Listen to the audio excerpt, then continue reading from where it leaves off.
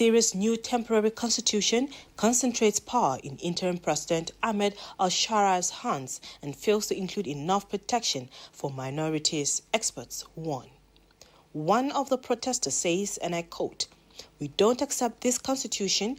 We want a constitution for all members of society, Kurds, Arabs, Assyrians, because we have shed a lot of blood in this land." End of quote. The declaration signed into law establishes a 5-year transitional period following the toppling of Bashar al-Assad's repressive government by Islamist-led rebels after 14 years of civil war.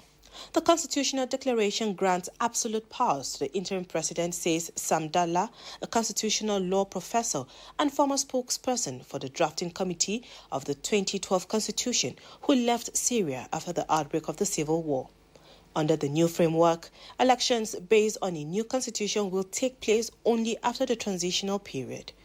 According to the temporary constitution, Shara appoints 1/3 of the members of the future assembly and forms a committee to select the members of the electoral college that will elect the remaining parliamentarians. Although the document describes the judiciary as independent, it gives the interim president the power to appoint members of the Supreme Constitutional Court, the country's highest judicial authority.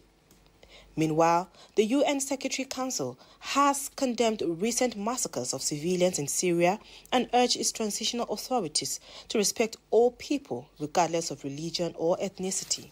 The Security Council expresses its grave concern over the impact of this violence on escalating tensions among communities in Syria and calls on all parties to immediately cease all violence and inflammatory activities and to ensure that all civilians, civilian infrastructure, and humanitarian operations are protected.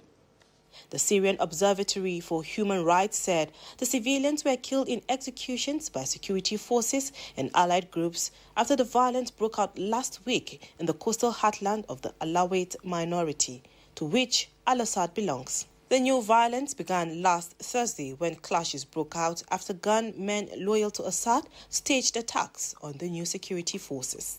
Frama Panyi, NTA News.